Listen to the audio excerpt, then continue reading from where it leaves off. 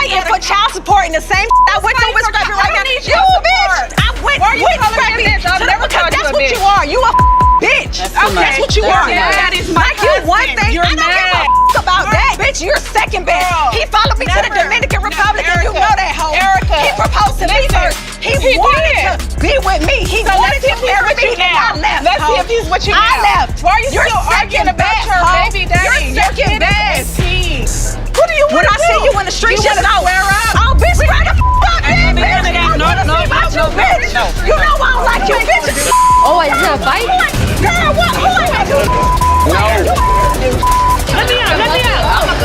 You ain't gonna do I ain't tell you about insurance I was yet. about you. Rasheed, I'm gonna be. Atlanta had the usual summer heat, but in the lavish home where Lil Scrappy and she lived, the air was thick with a betrayal that was much more dangerous than the humidity. It was a betrayal that threatened to destroy everything they had worked so hard to achieve and turn love into ashes. Little items falling between the cracks, enigmatic bank withdrawals, and inexplicable transfers had caused weeks of anxiety. But now it was clear that the money was gone and that the one person she never imagined would betray her was responsible.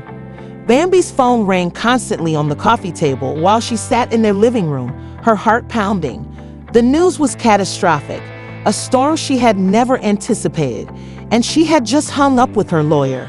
With shaking hands, she picked up her phone and glanced over the message from her lawyer, Erica Dixon, once more.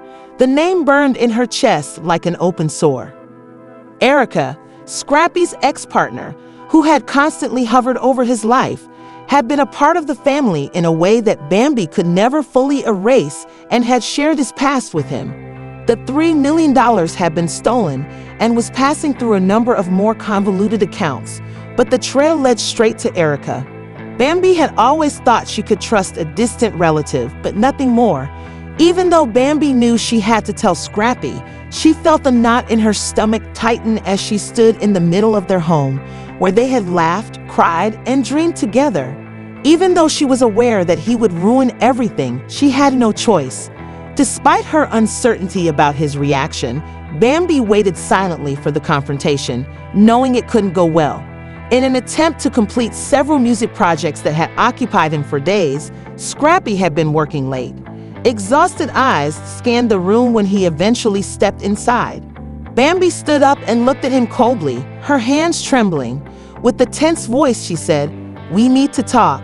"You look like you've seen a ghost," he said. Bambi didn't know where to start. Her voice trembled with anger and confusion as she swallowed hard before expressing the truth.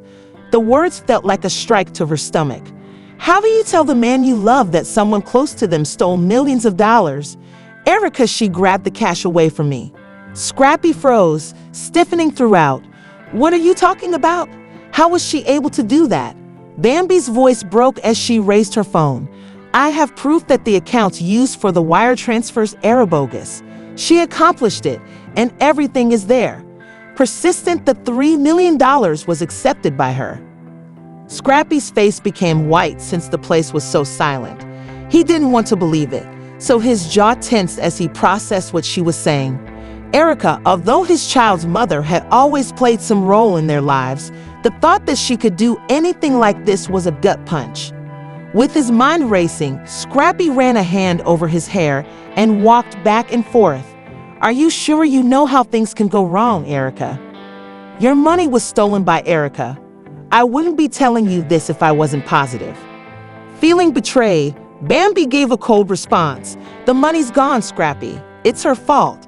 I don't know how else to describe it. She stole from me." Scrappy's pacing ceased, and his eyes darkened with something. Primal triggered emotions in him that swirled together. Anger, incredulity, and hurt. The woman he had been married to and who had given birth to his children was now accusing his ex of something so horrible. But what if it was true? He realized he didn't know whom to trust anymore. Oh no!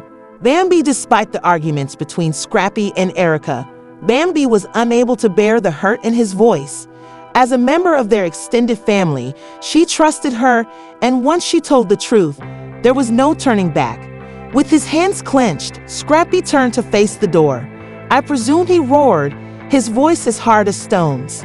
As he ran his hands through any of her typical lovers, Scrappy whispered, "His hair again. I require space." In one house, far from the glitz and lights, the air was thick with tension, anger, and betrayal on a sunny July evening in Atlanta, while the city was buzzing with the usual NTI and neon lights. With a loving marriage to Lil Scrappy, a growing family, and a profession that was slowly advancing, Bambi had always been the picture of composure and calm. But on a calm Thursday morning, everything changed when she learned that her husband's ex-wife, Erica Dixon, had embezzled $3 million from her. She discovered an unexpected wire transfer while looking through her emails. It hadn't come from any of her typical partners. Her heart sank as she looked over the information, bewildered to see that her account had been debited for over $3 million. She was determined to find out what had happened because she had trusted her financial advisor, but something didn't seem right. A few days after learning the truth, Bambi called her lawyer, who thoroughly investigated her story. Came tumbling down. Before reaching Erica Dixon, the person who had once been a part of their lives, but whose shadows appeared to linger for a lot longer than Bambi had expected, the money had passed through a number of shell companies. Erica had always seemed like a faraway part of the past to her, but now that the past had come back to haunt her, Bambi was unable to bear it any longer. She contacted her spouse of nearly 5 years, Lil Scrappy, with trembling hands. When he finally answered after a few rings, Bambi felt her chest heave at the sound of his voice. Bambi was incensed that not only had Erica betrayed her, but that her confidence had been so readily abused. "We need to talk," Scrappy said, her voice tense with a mix of anger and disbelief. What happened was that baby Scrappy's tone had altered, and Bambi could tell he was already anticipating something bad, even though his voice was calm. Erica was the one who stole the $3 million. The sort of stoic, thickening silence that suffocates through the phone, Bambi could almost hear his heartbeat thumping as the impact of what she was saying sunk in. He stumbled, clearly reeling from the charge. "Wait, Erica, how could she be Scrappy? I'm not making this up, Scrappy. In black and white, everything is okay. And I have the proof." Bambi's voice was trembling with anger and grief. Scrap couldn't believe how inconsistent his emotions were. He never thought that Erica, the mother of his daughter, would take from his wife, even though she had constantly caused problems in his marriage to Bambi. His thoughts were racing, and although he had always made an effort to keep them in harmony, this was too much today. He felt deep down that there was more going on here than he could have ever imagined, yet he slammed the phone down and ran out of the house with his fists clenched, desperate for answers and ready to face Erica. The man who had once tried to settle the dispute between his ex and his wife was now being forced to take sides in a betrayal that may ruin everything. Scrappy was already feeling angry when he got to Erica's house, but before he could knock, the door sprang open and Erica was waiting there calmly, as if she had been expecting this encounter. "What are you doing here?" Scrappy said in a charming voice, but there was a tinge of hardness and haughtiness that made him question. Scrappy wasted no time chit-chatting. "You think I took it?" Erica raised an eyebrow, and a smug grin formed on her lips. "That's amusing. It's adorable that you believe you can defend her, even though I didn't take anything that wasn't mine in the first place. Erica, I am aware of what you did.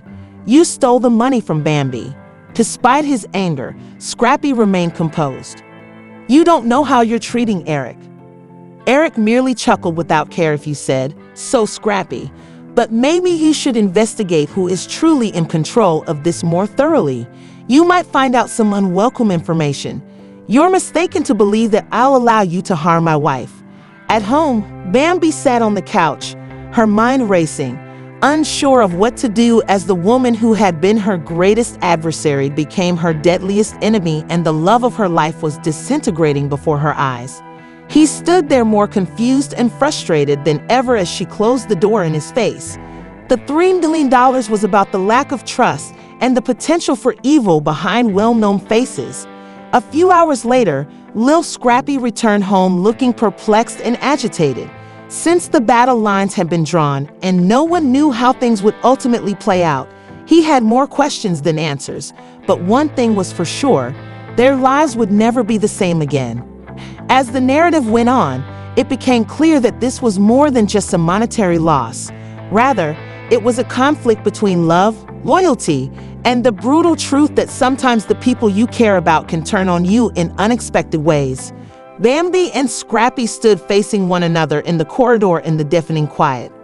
In the midst of everything, Erica's smile lingered in their minds as a reminder that sometimes even the people you trust the most may be your worst adversaries. Neither of them understood how to rectify this or undo the harm that had been done.